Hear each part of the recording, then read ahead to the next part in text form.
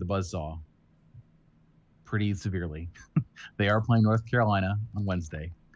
That's going to be tough. Yeah. So I don't know if we can walk in expecting 3 points. We should not, because that's crazy. But you never know. I think defensively they've got to be a bit more in the midfield. They need to be a little bit more cohesive. I think I think North Carolina will eat them up if they're not able to provide any sort of resistance or friction in the midfield, which they didn't against Chicago. Yeah, I mean, I think they definitely have some tough games coming up. Now some players are going to be missing from some of these teams. I'll be very curious to watch some of the other games. I think Houston is a team that's improved, and they are playing. In the midfield, they need to be a little bit. Sorry. Nope. Yeah. See, John just throw me off. So we'll see. It's certainly going to be an interesting tournament. I think you're definitely going to see teams that are going to take it more seriously than others. I think the Spirit are one of those teams that are taking this seriously, and then they have everybody here. Everybody signed up for this. There weren't players that pulled out. There wasn't anybody. So they're all here. John, I don't think we can leave though. Obviously, the games were great. There were some off the field stuff that happened during that game, and I think we would be remiss if we didn't talk about it because it's a story. It's a story regardless of whether it detracts from the soccer or not. If you weren't, it definitely does that. Yeah, it definitely detracts. It detracts from the soccer, but I think it's important to talk about. It started with the first game between the North Carolina Courage and the Portland Thorns, and every player on the lineup was kneeling during the national anthem as sort of a Black Lives Matter. Now, there were protests, and I think we should preface that. No player refused to wear a Black Lives Matter t-shirt. No player refused the protests at the beginning of the match. But during the Spirit and the Thorn in the Red Stars game, there were players. I believe. I'm not going to say who they were. That there were players on the field. Obviously, one player for the Red Stars got kind of the picture that was taken, and it showed Casey Short and Julie Ertz sort of consoling her and crying. Now, I think a lot of people were speculating, that was because certain of her teammates were standing up, and other players were standing up, and we don't know why. That wasn't based on anything, right? Yeah, that was just guessing, pure conjecture. Okay. Pure, just per people looking and assuming that's what it's about. Right. I will say, the NWSL made a major foul up by even playing the national anthem, and this is brought up, and I think this is absolutely legitimate criticism. Why they made a bigger foul up today, but we'll get to that. We'll get to that. Okay, yeah, but a big foul up is playing the national anthem in general, because that becomes the story, and that distracts from your players, that distracts from your teammates, and it puts your teammates in situations where they have to sort of, and you leave it up to the players to make a choice. It just looks bad when you have 7 players kneeling down and 3 players standing up, and you don't know what's going through the head of Casey Short. Is she being emotional because is that affecting her play? Either way, it's a distraction, and NWSL messed up by playing the national anthem. MLS is not doing the national anthem at their games. Now their excuse for it is, social distancing and players lining up. Okay, that's a real sly way to sort of get that underneath the slide that underneath and kind of get that past everybody. But I mean, it would not be surprising if there was also a second reason that we don't want to put players in that situation. So it's possible it can be done. The whole world is not going to collapse, or the whole United States is not going to sink into the earth if there's not a national anthem at sporting events. I personally think they need to just go away in general. I think that's something we are going to see talked about more and more now. Post, especially when the NFL comes back, especially when, MLB comes back, all of this is going to get discussed about whether the national anthem has a place in sports anymore. We are the only country, as far as I know, the only major country in the world. You don't see it in the Premier League. You don't see it in Bundesliga. You don't see it anywhere else. We are one of the few sports that we play few countries where we play national anthems for our sporting events, if there are any at all. So, I think it's a discussion worth having. I think NWSL made a huge mistake. John, get to their next. Unless you have a comment about that. Unless you have any. No, I think it's. I was unsure about how to talk about this. I think there's, I think there are players that are doing this in the way that they think they need to do it. Ashley Hatch comes to mind. She's making donations. She's giving all of her goal bonuses to the NAACP in another group. She may have been one of the ones who stood in the first game. My opinion is, unless you ask those people, and then you ask the rest of the players who kneeled, obviously they're not going to say, or unlikely to say, it bothered me that they did this. It did bother me that they did this. The NWSLPA issued a statement sort of saying that, we decided as a group that we were going to allow people to do whatever they wanted to do. And then some people did and some people didn't. Personally, I think that's valid. I think that there's the dynamic has shifted so substantially before, when it was, will you allow one person to kneel or two people to kneel? Is that a distraction? And now it's, if you stand, it's become an inquest for the last 4 days, to the point we haven't talked about the games, and ESPN has not talked about the games. If they've covered it at all, they've talked about the kneeling. So I think that, I don't know that it had the effect that anyone hoped it would. I don't think that the players, when they did it, were hoping that that was going to be the element of it. I don't think, even if they all kneeled, it probably would have still been covered. The league is getting some notice, but it's not getting notice for the soccer. Those were two great games played on Saturday, and if you didn't watch them, you didn't hear about it. And so you read the comments, and I think the Men in Blazers posted the highlight from Rose Lavelle's goal, and just reading the comment section, and it's every bit as awful and disgusting as you can possibly think. And I was just sitting there watching those games. I saw, just some great technical footwork, great passing, and it's like I feel sorry for people that just write it off as oh, it's just, it's a women's sport, and they make the cheap joke that they made in their frat house 5-10 years ago, and that suddenly gets them, that makes them feel better. But I'm like, I just feel sorry for those people, because you're missing out. There is being some fantastic soccer being played. I think let's get back to that. Ryan, our guest has arrived, and I'm going to admit him. And Ted, I'll let you intro him here. Yes, we are joined today, and as a segue, maybe we could have worked on a little bit better. We have Ryan Martin, head coach of Loudoun United. Ryan, how you doing? Hey, good. How you guys doing? Doing well. Thanks for joining us, and thanks for doing the video. That was seamless. No, absolutely. Appreciate you guys having me on here. You've had a lot of video practice now with your Ryan's Return Instagram show, so now you're a pro at this. I'm sure you've got a whole rig set up. Oh, it was incredible. I figured out how to use Instagram, which was a big test, and then I wish I would have bought stock in Zoom. I'd be like a millionaire. You and everybody else, absolutely. Yeah. So you guys doing okay? You guys, I'm sure, excited soccer's back. We are. There's actual real stuff to talk about, instead of sort of theorizing about what players we might look at in 6 months or something. Now we're actually into the real stuff. So we did want to have you on because there was a whole bunch of USL news this week. We finally found out when return to play is happening, what the season structure is like, what we're doing a group and knockout tournament at the end. So if you would mind sort of giving sort of your take on how the league has figured out how this is going to work, and like what your response to sort of the challenges that are inherent in this strategy. Yeah, I think one is, I think the league did a really good job of just trying to minimize exposure to the COVID situation potentially coming back, and they tried to make it more regionalized, and they tried to kind of go away from the pod system that MLS is doing and the NWSL did, NBA is doing, and bring games back into markets. So I think that they tried to do something a little bit different and unique. So logistically, I don't know how they figured it out with 30-something teams and two leagues, but from us, we're not only impressed, just excited to get back out there. But just in terms of the way it was laid out is, I kind of like it, because you're always looking at, most rivalries are somewhat regional in nature anyway, and I think when you look at our group of having Philly and New York, it's like those are, from all of our academy guys to the first team, those are the biggest rivalries that the club has, really, in DC United. So,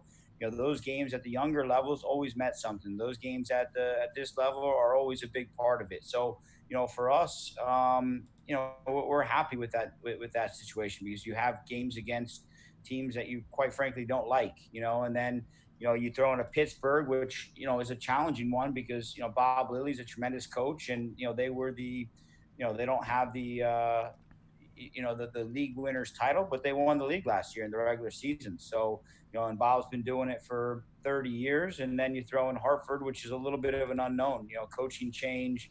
Went through some different things, but I like how they did it regional, and I think it's really going to create some interesting games. And when I looked at our situation, yeah, you get the Phillies and New Yorks, which are obvious rivalries, but then you look at like the Louisville Indy games, and to see those games three times is going to be pretty fun to see. And you get some of the Miami Tampa battles, and you look at the different ones, and it keeps a lot of natural rivalries intact, and in fact makes the games more valuable because you have to get out of your group.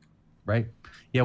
The thing I like about this is actually driving us to do a little bit more USL coverage, in that we're actually going to have fan representatives from Hartford and Pittsburgh come and talk about their team. So it's a big plus up for us this year compared to previous years.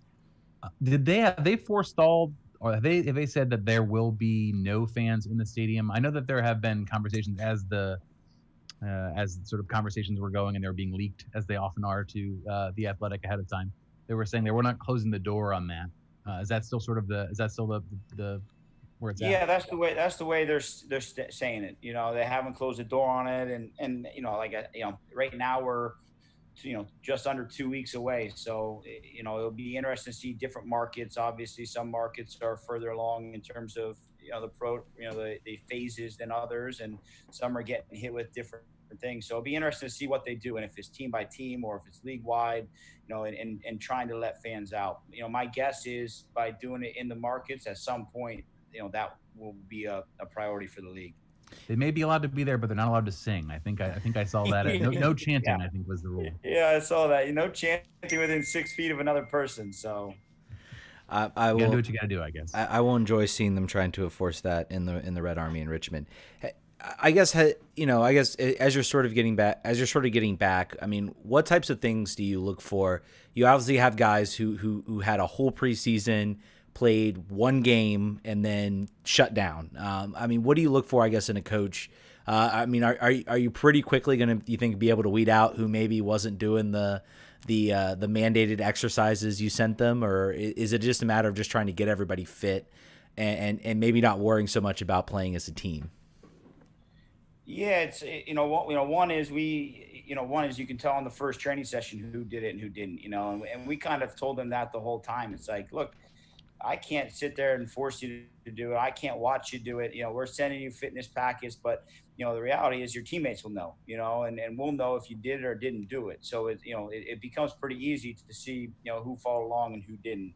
From our end, that was a big part, but a big part of it is getting a lot of the international guys back here, the Ali Endors and, Kairu's coming back, Ali Ngansi, Simone Lefebvre, and Massimo. So we have 5 internationals, obviously with all the restrictions and quarantines, trying to get them back, get them healthy, has been a big priority for our club, and putting a really good team out there for this year.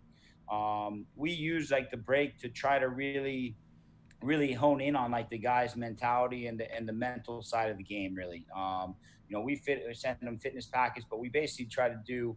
We had weekly guest speakers for our guys, and it was one is they're probably after a long preseason sick of hearing from me speak, but we kind of went through different people. We had Jerry Yeagley come do a Zoom call with the guys, obviously former Indiana coach, and we had most recently, even this afternoon, Danielle LaFata, who's a nutritionist with formerly U.S. national team, to former NBA coach George Karl, to Robbie Dambrod's dad, Keith Dambrod, who coached with Coach LeBron James in high school. And it was most topics were what separates the average from the great, and how do people get there, and what are common themes, and what makes successful teams. And because that's what we're looking to do, help the guys get to where they want to go. And if hopefully it's the MLS, and that's what we're trying to do. But it's when you come back, can you be that much stronger mentally, and can you have an advantage where a lot of teams might not have done anything.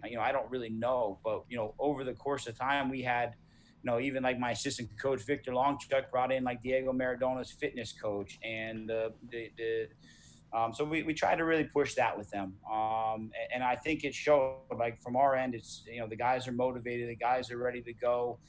Our key group of guys are fit, they're healthy. So we're excited. The restart's been good. We still have not entered into full team training yet. Mm. We're aiming right now for Wednesday. We got our last group of academy guys tested on Saturday, and as soon as the results come back, we will then, our goal is Wednesday.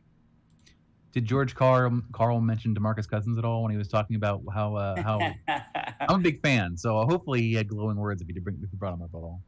Yeah, well, it was funny. I mean, he went. Some of the guys did research on him, and they talked about Carmelo and that relationship and how that blew up. And George was good. He was like, that was one of my biggest mistakes in my coaching. I let him get away not defending, and and then it kind of, our relationship suffered and became an issue. But it was good because he's worked with so many top players, and it's it was great too because it was going on during the Jordan documentary, the Last Dance. So obviously he was in one of those finals, so he had some pretty good insight, and yeah, it was interesting. I know Ted Pietro had really liked the Diego Maradona speaker. I think when I was watching one of your Instagram shows, you can tell he was really excited. The cool part for this is so many of these players are so young, so you giving them an opportunity to hear from these different voices is really going to make not to say that jaded professional athletes who are 30 plus years old may not be as excited, but these kids seem to be really, really tuned into it. I think it's awesome that you're doing that. Yeah, and to be honest, I kind of let them drive it. Our leadership group is like, look, if you guys don't want these, I don't have to reach out and keep setting these up. Or if you do want them, it's like I'll keep putting some good pieces in front of you. We had like a big media guy, Alan Hopkins, came on a couple weeks. I did him for my Ryan's restart as well, and after that, the guys built a relationship with Alan, and he's kind of come on and from afar, helping us in basically just having the guys focus on a really quick start to the season. Our slogan as we head into this one is, start fast, stay fast. And if we can take anything from Richie Burke's playbook the other night and the spirit, that would be it. What a start for them, and we're hopefully doing the same. Hopefully DC does the same. I guess I like that you brought up Richie Burke because I believe his sort of slogan and his sort of mantra through that whole NWSL Challenge Cup is, we're in it to win it. Where some other teams have kind of put the idea of, well, we're kind of using this as sort of a extended preseason to look at some players who maybe we wouldn't look at normally, and maybe see if we have something here, and if we win it, fantastic. If we don't, well, hopefully we come away with it, learning something for when hopefully everything returns to normal in 2021. I guess what is your sort of philosophy coming into this? Are you like, this is our season, we're gonna go out, we're gonna try to win it, or are you like, well, we're gonna be missing some people, as you said, trying to get the internationals back. I'm not sure how the travel situation is going to work with all that. Let's put some of the academy guys in there. Let's have them build. I mean, kind of what is your whole philosophy coming into this weird season that we're going to have?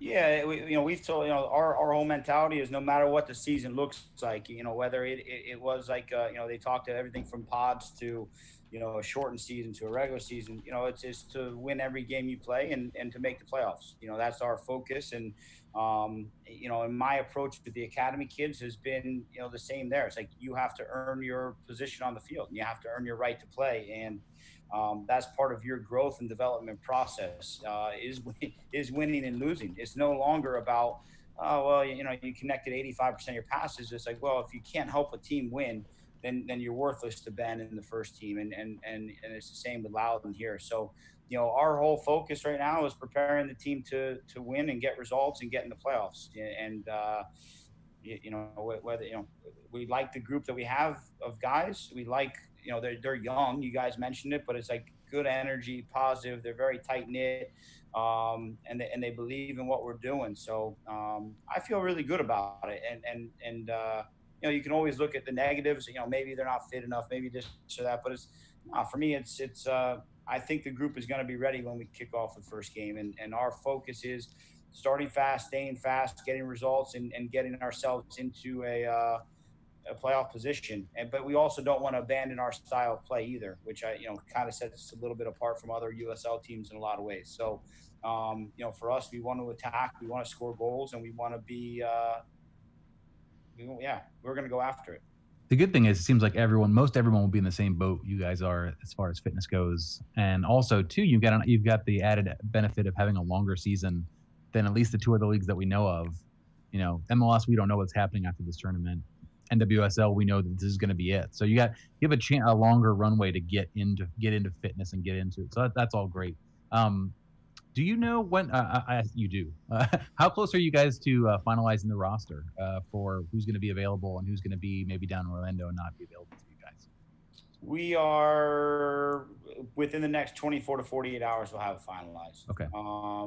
So that will kind of depending on what they need in the first team and how they want to do that. We obviously Moses, Griffin, and Earl, those guys really help us. Without them, it's like we still feel really good about our group. And another thing, with our youth, it's like it can be a negative, and a lot of times in professional soccer, we're kind of going the opposite way, where if you're playing 3 games in a week, the younger guys can have A, done it recently, and B, they regenerate faster than a lot of the older teams. So we're going to try to really rely on that. And, Ted Pietro's turnaround time is going to be a lot quicker than Peebo's, and Poor Peebo. Poor Peebo. He was talking, we were talking, and he was talking about how 28 is suddenly old in USL. And I was like, well, imagine how a 35-year-old feels. So poor Peebo. He was grumpy. I don't know where it was. Somewhere said like he was 29 in some write-up or something. Yeah, I think it was the USL website was like, veteran old hand Peebo Due, experienced veteran. He's like, come on. Yeah, it's definitely entertaining, but he was upset all week about that. I understand that. I get that. I said, well, at least you're not 30 yet. Right, that's right. They didn't ground you up too much there. Exactly. Ted, did you have one more question, right, Ted? Yeah, I had one more fun one. So I see that you were trying to figure out doing Instagram. Were you the one that pushed Ben Olsen to get Instagram? Did you finally get him on social media? I was surprised when Ben was on there. It's I'm much more of a Twitter person myself. So when the media people came, they're like, hey, will you do an Instagram live? I go, I've never done an Instagram live in my entire life.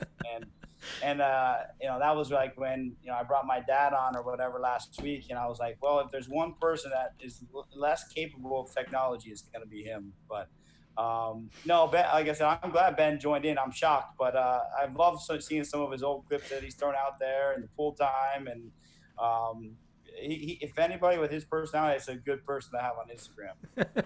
I'm waiting for him to start to go into his own comments and start just like lighting people up. That's what I'm hoping he keeps doing it during the season and like really gets loose with it. That would be a must follow for sure. whatever the red card version of Instagram comment replying, that's what I could see Ben Olsen doing. Yeah, it's funny too, because we have Luciano Emilio helping us out too, and he's funny. Last year he showed our attackers like some old clips of he said he wanted to show some goals, and he ended up bringing in a video of basically him scoring like 40 goals. Right. And it was great. And he wouldn't refer to himself as Luciano. It was number 9. And I was like, Luciano, you can just tell them that this is you. They'll figure it out. I'm sure. By the way, to your media folks, you've got to get him in front of the camera for social media stuff. He has a long history on DCUnited.com of making complete gold with Bobby Boswell back in the day. Really I feel like that. If you guys are looking to like boost your Instagram numbers and YouTube numbers, Luciano is the ticket. I'm just telling you that now. I'll pass that along on the back channels, but it's good stuff. Here's what he's one of the next ones I want to bring in and on the Instagram live show. Perfect. And get involved. And he's been unbelievable just around the guys, and his energy is great. And he was even like, look, if we're short numbers and you want me to suit up, I'm happy to do it. Yes. Hey, that's got IG Live that too. I'm very curious. I saw him at the Legends game. I was like, yeah, he's still into this. He was definitely taking it serious, which I love to see in those games. He still play. He jumps in with the guys, and it's like he could get some goals for us in the league. I love it. All I gotta say, Ryan, I don't know if you remember the BobbyBoswell.com days. James Blunt, you're beautiful. Just play it next time he walks into the locker room.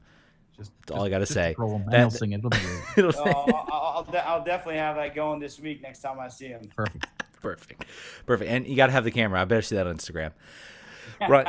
Ryan, thank you so much for joining us. Best of luck to you coming up in the season. And keep us posted on how things are going.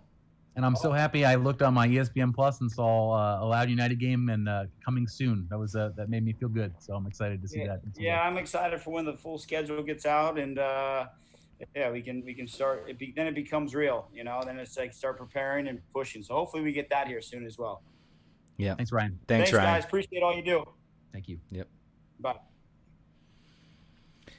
That's cool. Ryan's Thank you to Ryan Martin joining this a second time. Two-time guest. He gets the I don't know. We got to figure out what we got to start giving people silver stars or something for being on here 2 times. But give him a little. Love him. He is. I feel like he's got to be the model for USL coach, like sort of media savvy and like making themselves available and making themselves, accessible to the fans and explaining the thought processes and stuff. I think he's great. And I'm glad that I'm glad that they've extended him the next year too, so we know he'll stick around at least another year. Yeah, absolutely. So we're going to go ahead and open the phone lines, 202-905-0454. If you want to call in, jump in, get in the show, join in, and give us a call. We're going to talk Did we finish our NWSL thoughts? I think we were sort of midstream. We were sort of midstream. I think we summed it up. I think we're both on the front of the anthem needs to go. It puts players in very uncomfortable situations and it opens them up for Twitter comments. There were Twitter comments all over people picking out certain players. I guess a lot of people were drawing comparisons to Janelle Hinkle, who refused to wear pride numbers. And I would say, yes, she deserves scrutiny and she deserves criticism because she refused to show up on the field.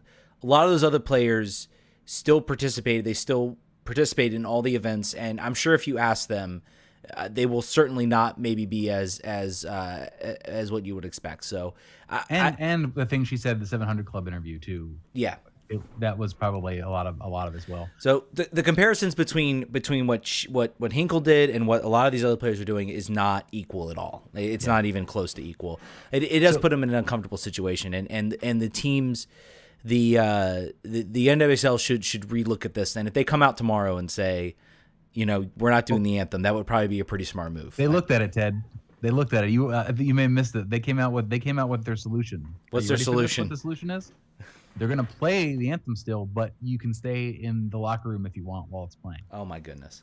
Which solves no problem. Makes new problems. I cannot believe that that's what they came up with. So there are clearly people who are demanding to be out there for the anthem. It needs to happen and I'm going to be there. Like there are clearly some people that are like, otherwise they would have just been like, let's just punt it. Let's not worry about it. It's not worth it. You know what? I think NWSL teams should take the reins here and say, okay, we're not, coaches, players, and maybe there's some owners that might force them. If I'm a coach, I'm like, okay, our whole team's not going out for the anthem. Then we're not sending anybody out. We will come out once the anthem's over. At this point, I mean that's what you have to. That's what I would do as a coach. You don't want you're trying to play games. You don't want that distraction. And I think if every team says we're not going out there, like we're not going to open our players up to that. I think especially after what's happened, I mean, this has to play into the minds of a lot of players too. They're like, now, what am I going to do? I think the right call is for now the teams to say, okay, we're not going out for the anthem. If they didn't enforce solidarity with the kneeling, they're not going to do it with this. There are clearly some people. It could be owners, it could be players that said maybe they think that this is a good thing. Maybe they haven't looked at Twitter this afternoon. They're gonna find out. I think that they're gonna probably reverse this because I think that this is, solves no problems at all. But, anthems aside, I just wanted to sort of, finish this on a soccer note from the NWSL side. The performance of the team was great. There were no long-term injuries that were picked up. McGrady got hit in the face. Was really hoping that was not going to be a long-term injury. It seems like it's not. So she's available again, which is great. The team basically said, because of the numbers of subs they were allowed, 5 players had to go 90. because of math. And I would imagine those people who went 90 will not go again or not start the games on Wednesday. So something to look out for on that side. Some of the players potentially, because of the nature of their positions, may be able to sort of turn it around or their age. Ashley Sanchez in her first game went 90. Something to look at there. But the defense was a bend but not break situation, I think, for off a lot of parts of the games. There was lots of last-ditch tackling that really, really, was impressive, but makes you nervous, right? Like it was definitely not an assured, calm defense. It was sort of it was too exciting, probably is the way you put it. It was very clear that the Spirit came out to play in the first half. They came out to play. They came out to pass. They looked in sync. Chicago was not ready for it. Second half, Chicago went to the locker room, settled down, and said, "Okay, let's go." And it was very clear there was a switch. And gotta love Ashley Hatch, though. We didn't talk about Ashley Hatch's goal, which I feel like we need to talk about. The sneaky goal. The sneaky goal off Alyssa Nair, which was awesome, especially off a World Cup winning goalkeeper, which has got to be something she'll keep on her mantelpiece. But I think they took their chances, and I mean I would say they walked away deserved winners. Yep. The defense was there. There was maybe the one opportunity I remember from the Red Stars, one point blank shot that was a great save from Bledsoe. Other than that, I mean, yes, the pressure was there, the pressure was on, but as you said, it was a bend not break. I thought the defense did well enough to recover, and especially when a lot of the big time players came off, they did well to hold on. So you lose Rose Lavelle, you lose Yokoyama, you lose some of those players. You're gonna have you don't have the offensive front to sort of give you that relief in the back. So 3 points, and I think I think leaving that game, I think the most important thing, obviously Richie Burks, we're in it to win it, and he absolutely should go out and win. This is your only chance to play this season. I'm kind of surprised more coaches aren't in the same boat of like yes, we want to go out and win this thing. This is it till next season. Right. But I look at this and say, this is something that gives me hope. Like, everybody's talking about who can sort of break the courage. And I look at the Spirit and I say, if they can get keep Rose Lavelle healthy, if Ashley Sanchez can get going, if Yokoyama can get going, and they have Ashley Hatch up front and they are just supplying balls, that's a team, that's a front four that can go toe-to-toe with the Courage. And I think that's what we saw out of this game, is that this is a team that has completely done a 180 from the early days when they were they were so bad. I mean, I remember just watching post NWSL Cup game. I remember watching that team play, and they lost Crystal Dunn, they lost Allie Krieger, they lost all these players, and it was just like not the same team. And you can tell that this team is heading in a positive direction, and this is a team you're going to want to watch. This is going to be a fun team to watch if they can keep these guys together, or keep these girls, these players together. This is going to be a fun thing to watch. For sure. Feels slightly over exuberant on the being able to take North Carolina with that front four, but I like optimism and is good. I'm not saying that they are going to beat North Carolina. I'm just saying that this is a team that if they can keep the core together and they can grow and they can build, I think this is a team that could eventually challenge. I'm not sure it's going to be this season, right? But maybe next season. And I think maybe they can catch North Carolina because who knows what North Carolina. Who knows how seriously they're taking this tournament. And I think we saw a very, very rusty North Carolina and Portland in that first game. They got it together in the second half, so I bet maybe the Spirit wish they had played them, for the first game, because they might be a little bit more together. But the real bummer there is that this team very clearly, if given a full season to run and gel and get these young players all up to speed, they're to me definitely in the playoffs and making a push. Yeah. And the fact that this is sort of just throwing all the pieces out there and seeing how it works, and maybe they'll just do it on raw talent, that's awesome. But the bummer there is that they didn't get a full year. And either way, you're really excited about 2021. Oh, yeah.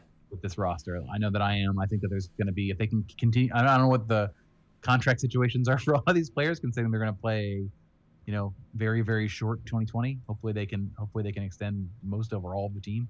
But feeling in a really good spot, and this is going to be a good opportunity to really get a chance to see what these young players are about, and see Rose Lavelle continue to put her stamp on the game and make fans of casuals. Yes, absolutely. Let's shift focus to the second sports league to arrive, which is going to be MLS, kicking off Let's see, where are we now? We are almost a week. I think July 8th is the first games when they kick off. Players are now arriving in Orlando. We have seen them come in.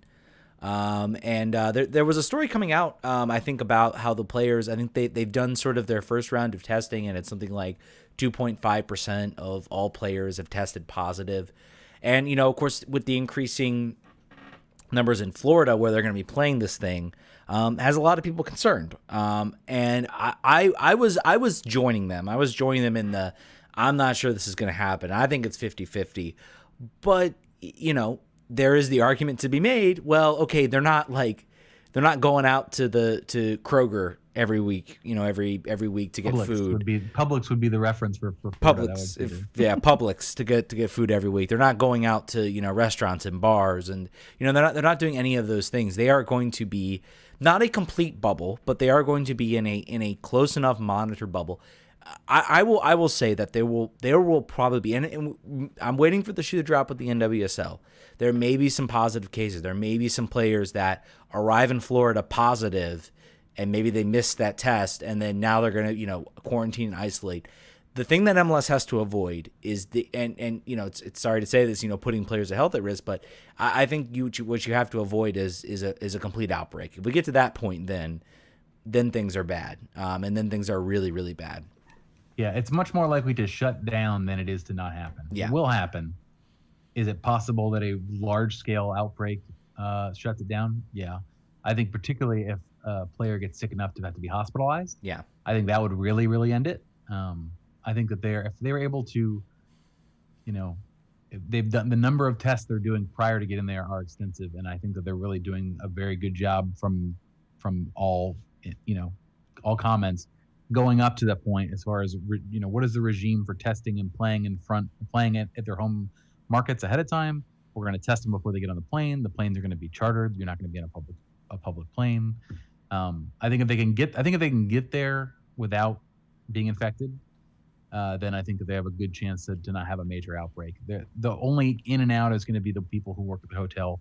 They can be like me and just not get room service and not have them clean the room for the entire duration, because I just say, I don't want to put my clothes away. I just don't need stuff. Just throw towels at the front. I'll take care of it. Yeah.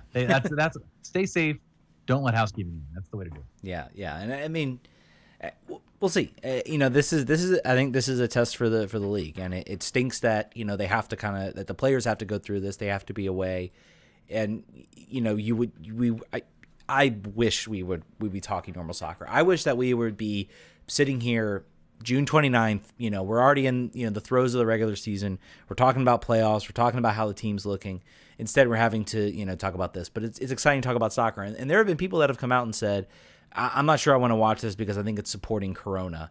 And I would say if MLS was having full regular seasons with full, letting fans in by droves and, not caring, then yes, I would agree with you. But I think they are coming back. I mean, these are these guys' jobs and their livelihoods. Yep. These guys make their money. These guys a lot of these players are basically losing a year of their contract. And when you're a professional soccer player, that's a big deal.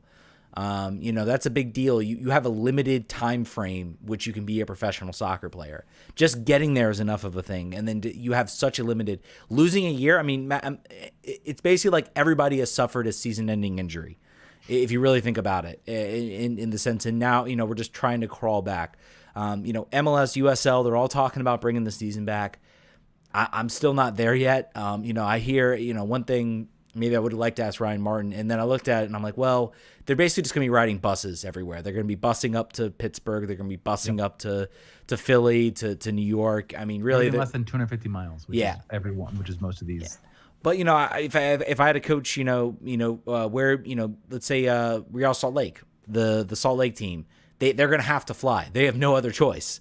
You can't. I mean, maybe you could bus to Colorado Springs, but that would be an extensive trip. How is that going to impact getting these players to this game, getting players to games and stuff like that? So, they certainly can't afford charters. Yeah. USL wide, that will not happen. Yeah. I mean, it's going to be traveling through, that more worries me. I'm more worried about USL. I even look at League One with the Richmond Kickers. They can maybe bust themselves to I'm trying to think of the teams that are in the league now. I can't even think right now. I mean, maybe bust. I mean, Inter Miami's too far. Tormenta? Is that a team? Yeah, Greenville. Greenville would probably be a team you could bust to. I mean, but they're so spread out. They're going to have to fly. I mean, there's no other way around it. And I think about those teams and the travel that they're going to be under, and the amount of financial strain probably the Kickers are under. So I mean, those are the leagues I'm worried about the most. MLS is going to be fine. I mean, we hope. I would put more money on them being fine right now than some of these other leagues, in MLS and NWSL, because they're doing what you should do if you want to bring sports back. You go in a bubble and you say no one in or out, or as few people in and out as possible, testing constantly, and just you try to get the game, you try to get some games in. So, yeah, I mean, they're gonna try it. If it works, awesome. We've all got soccer. No one ended up in the hospital. Everyone's a winner. Hopefully things calm down enough to have in-market games in the fall. I'm starting to think that will not happen. I think this is going to be it. So enjoy it if you want to enjoy it. If you don't want to enjoy it, then don't enjoy it. Don't watch it. That's fine. Totally up to you. But this is going to be it for both leagues. USL hilariously is going to have a longer season than both the MLS and NWSL. I think that's the way this is going to land, and that's funny. Yeah. And so that you're going to be watching a lot more of those games on ESPN Plus than you will be watching these United games. You know, one thing we didn't talk about on the show about NWSL, considering the NWSL is a new media partner in CBS. What did you think of CBS's coverage? I know I'm like segueing badly here, but I'm pulling it back. But we didn't talk about it, and I feel it's important. You know, this is a new media partner for the NWSL. I thought the first game on CBS, it was very clear, like they were all like, trying to make sure it was nice and perfect, and this is big boy CBS. And then for the Spirit and Chicago game, it's like maybe they let the B squad in, because there were some audio issues, some things didn't quite work quite as properly. There was no Flow Sports though. Regardless of what happened, they're still out ahead. We could do a better job broadcasting DC United games than Flow Sports. I think someone should give us a chance. We forgot to get our stream going on YouTube, and we still did a better job than Flow Sports. Hey, if we can simulcast to Twitch at the same time of all the other things, then I'm sure that we could have put a soccer game. Yeah, I think overall, it was fine. I think it wasn't great. I think there's only so much you can do with an empty stadium. And the sound was weird. Yeah.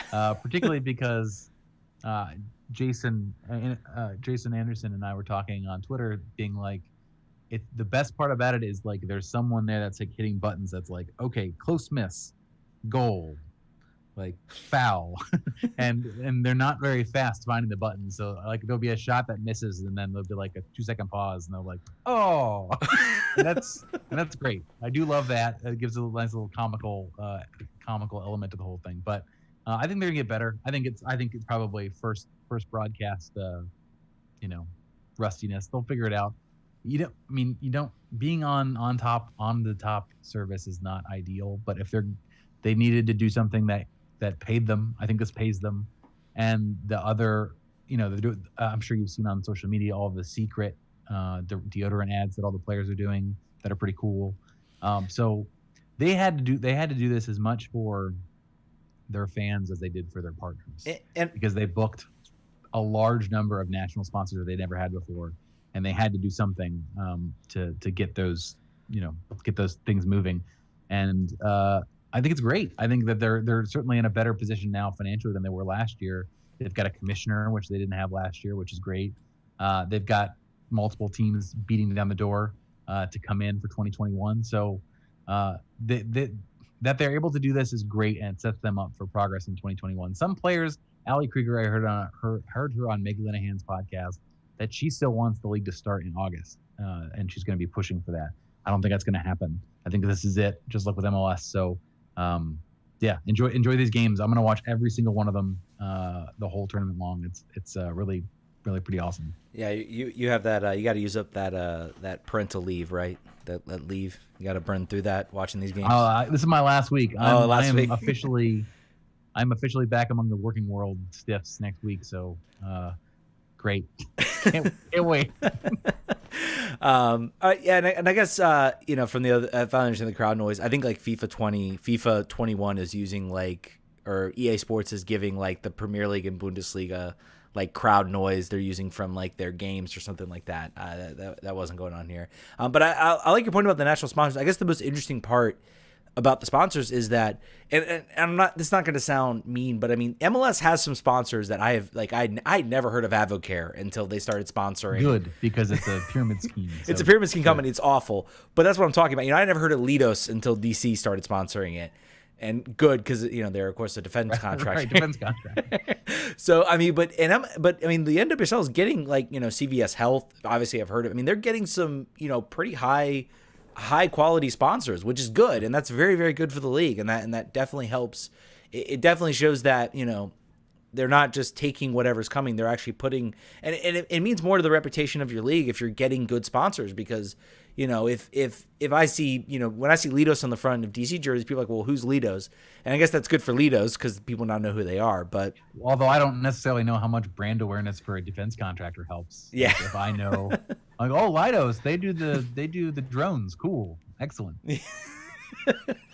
Yeah, but I mean, it's good to see them getting sponsors. It's good to see the players participating, and I think that bodes well for the league. So yeah, it's gonna be fun. I'm gonna be watching the games when the MLS games start up. I'm gonna be, I work from home now, so background stuff is great. It's great when you're working from home. Cool. All right. Well, I guess come on, people, call into the show. We want to hear what you have to say. We want to hear your thoughts. Call in 202-905-0454, but you'll have to do it next week because we're going to wrap up. Right. We got wives. Remember that number. Remember that number. Call in next week. Exactly. Also, just to make sure, if you are listening to this or watching this and you didn't know, we did a pregame show last week. We will do one again. Yep. On Wednesday. So yep. No, we're not doing any postgame shows on the late games because that would require us to go live around midnight, and that doesn't seem like a great idea or use of anyone's time. So we're not going to do that. But again, check out the schedule on our Twitter page. It is pinned. Just to sort of, if you'll notice the stream here, all these cool backgrounds and all these cool scenes and all the things that are coming up lately, we're trying to make it look a little better. Our producer Brian has really wowed us with his skills because we don't have any. So everything he does, even if it took him 5 minutes in Power Adobe Spark, we were like, wow, this is great. This is awesome. So thanks to him for doing that, and also thanks to we got a lot of new viewers and listeners for the pregame show on the NWSL game. We're really excited to sort of branch out and add that new area of focus for the podcast because A, it's really good soccer, and B, it's another group of people who are really excited about their team and their league. I feel like they're MLS when MLS got started, as far as like the fans are vocal evangelists for the sport and for the league because of what their position is in it. And it's cool to, we're coming on way late. There are a bunch of people that are way ahead of us on this. And I want to reinforce that in case you're wondering, these two Johnny come latelys coming in talking about what they know about NWSL. We're just new fans on this. There's a lot of people that know it better, but really encourage you to check it out if you haven't, and make this part of your soccer viewing menu. It's great. Yeah, definitely. All right, and also if you feel inspired and you want to help grow the show and all this stuff we pay for, by the way, the stuff we got and the streaming and all this stuff came from because we got people that gave us money for Patreon donations, and patreon.com/RFK Refugees. That has been just RFKrefugees.com now, because we also paid for the website redirect. For the website redirect, exactly. So all that came from money that people donated to the show. So you don't have to donate. We appreciate it, but if you want to help out the show, donating that money has helped this show grow and helped it grow far beyond what I thought it was when John and I got together and said, hey, let's do a DC podcast. And so if you feel it, RFKrefugees.com. Donate to the show and help us get better and help us grow better. And thank you all so much. And we will see you for the Washington Spirit pregame show. Vamos. Vamos. Spirit fam. Woo.